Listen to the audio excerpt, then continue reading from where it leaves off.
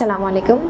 আমি ডাক্তার মারুফা মুস্তারি। আমি সহকারী অধ্যাপক হিসেবে কর্মরত আছি বাংলাদেশ মেডিকেল বিশ্ববিদ্যালয়ে এন্ডোক্রাইনোলজি বিভাগে।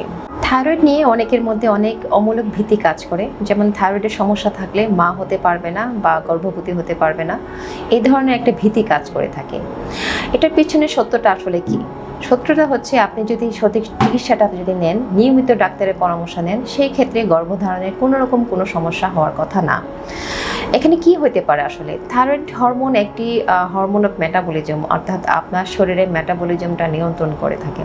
মেটাবলিজম বলতে সব কিছুই। এখানে আপনি আপনার হার্ট কীভাবে চলবে, আপনার হজম প্রক্রিয়াটা কীভাবে চলবে, আপনার রিপ্রোডাক্টিভ সাইকেলটা কীভাবে চলবে, এই প্রতিটা ক্ষেত্রে কিন্তু থাইরয়েডের অসীম ভূমিকা রয়েছে। সুতরাং থাইরয়েড হরমোনের মাত্রা যদি রক্তের সঠিক মাত্রায় না থাকে, তাহলে আপনার যে রিপ্রোডাক্টিভ সিস্টেম, অর্থাৎ আপনার ঋতুচক্র সঠিকভাবে হচ্ছে কিনা বা আপনার ওভুলেশন সঠিকভাবে হচ্ছে কিনা, এই সার্বিক অবস্থাটা ব্যাহত হবে। সেই ক্ষেত্রে আপনার ওভুলেশন হবে না, অর্থাৎ আপনার পিরিয়ডটা ইরেগুলার হবে, সেই ক্ষেত্রে আপনার গর্ভধারণের সম্ভাবনাটা কমে যাবে। কিন্তু আপনি যদি চিকিৎসার মধ্যে থাকেন বা সঠিক চিকিৎসাটা যদি নেন, এমন ডাক্তারের পরামর্শ যদি নিয়ে থাকেন, সেই ক্ষেত্রে আপনার রিপ্রোডাক্টিভ সিস্টেমের একদম সঠিকভাবে চলবে এবং গর্ভধারণে কোনো সমস্যা হবে না।